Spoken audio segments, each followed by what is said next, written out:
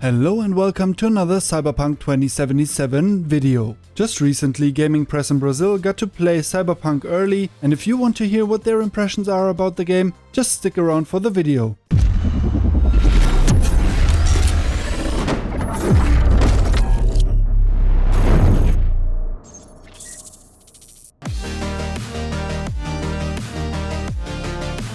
In the beginning, it is worth mentioning that they all got to play the game via a streaming platform. The machine it was running on had a GeForce 2080 Ti graphics card, an Intel Core i9 processor, and the game was running on an SSD. None of them experienced any hiccups or frame drops or any lag. According to Brazilian press, the graphics are truly next gen and everything they experienced was absolutely stunning. It is one of the most beautiful games of the generation. And then some. So from the technical side, everything was good. Let's hear what they got to say about the game itself. Cyberpunk is an RPG first and foremost, but it wouldn't be fun if it didn't master the other aspects of the game. For example, the first-person shooter mechanics, and CP, at least according to them, is a shooter as good or even better than many others, and there is nothing to worry about. Shooting and movement is very responsive and intuitive. The enemies won't be simple bullet sponges, though there were tougher rivals, nothing will break the immersion. Even in first person, there's a strong cover system with the possibility to peek around corners and shoot from cover. IGN Brazil talks about how demanding the gunfights were and how the journalist died several times in one particular confrontation until he chose to take the stealthy approach. Melee combat wasn't as polished yet, but keep in mind that the press got to play a build from late May. We know that melee combat and driving mechanics were some of the main focus points of the devs during the last few months, so everything should be at least a little bit better now. All the other game mechanics like stealth gameplay and hacking tie perfectly into the experience. Although you're not able to use all your skills right from the get-go, as you have to unlock some through gaining experience and skill points, and you have to use your weapons and skills over and over again to get better with them. The stealth gameplay offers a lethal and a non-lethal attack and the ability to hide bodies so they can't be found by other enemies. Hacking is also very sophisticated and will demand more of the player than just a simple button press.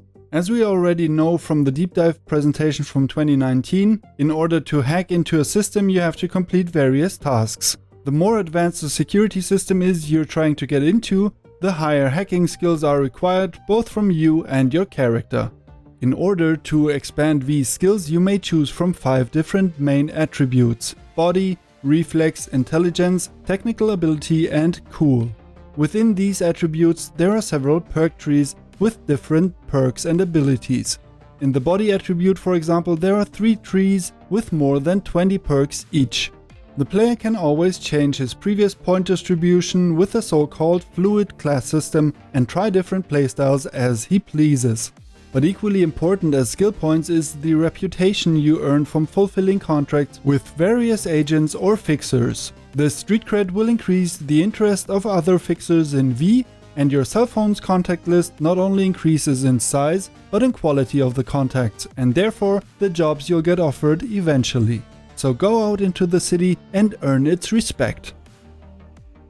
The introduction, the first few missions of the game play similarly on each life path, although they all start differently and offer different dialogue options for each life path and therefore potentially have different possible outcomes or long-term consequences. IGN Brazil gives a very detailed description of the narrative and their play session with the Street Kid path. If you want to check this out in detail, I will link all the articles in the info box down below. One thing stands out over all the articles. All of them praise the narrative style of CDPR and make it clear that the many options you as a player get during conversations or missions affect your story sometimes immediately and sometimes further down the road. But they all do affect your story in such meaningful ways that Cyberpunk will most likely be a game with one of the highest replayability to date, as any choice you make ripples through your journey in Night City and the narrative that was delicately handcrafted by the masterminds at CDPR. What was already very refined in The Witcher 3 seems to have been perfected in Cyberpunk 2077. And a common question about the first-person perspective is, will I customize my character and won't ever see it? But you may rest assured that the first person is ideal for the style of the game, while still not losing the ability to see your character in the menus, in cutscenes and in mirrors. Also, you'll be able to look down on yourself, and the view you get of your body is just like in real life. All the character animations seem to be very fluid and organic. You won't see rough animations or generic character poses strung together. These implants also change the way you see the world around you, and that is much more realistic in first person too. During the gameplay session, V caught a virus which made her shake and made her visuals to restart a few times. The journalist goes on and talks about how it made him also feel the same way as V. Other implants can give V, for example, a second heart, resistance to shock, fire and countless other options. Tecmundo assures us in their article that choosing the most intimate perspective was certainly the right choice. And one of the things I'm most excited about is that Night City seems to be buzzing. The streets are filled with various NPCs going about their daily lives, going to a store, exercising, shooting some hoops, or getting involved with the authorities.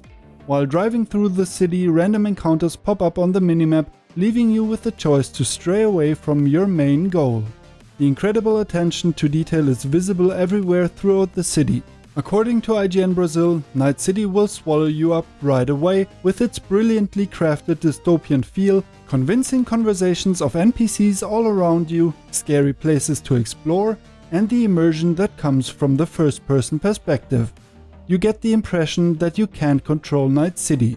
It controls you and everything around you. And hearing this makes me personally really happy, as one of the things I'm looking forward to the most is exploring every corner of Night City. Each one of the Brazilian journalists left their gameplay session with pretty high expectations to the final version of the game, as they expected to set new and very high standards for all upcoming open world games and RPGs alike. Although they only got to play the start of the game, they expect this amount of detail, richness and quality of storytelling throughout the whole campaign. And there you have it, that's all I got for you for today. I hope you found this as interesting as I did when I read the articles. If you did enjoy this video, a rating on this video would be very much appreciated, as it helps out the channel a lot. And if you want to see more content like this coming your way, please consider subscribing to my channel. And don't forget to hit the little bell icon so you'll get notified when I upload my next video. But that's all from me for now. Thanks for watching, have an awesome day, and I'll see you in the next one.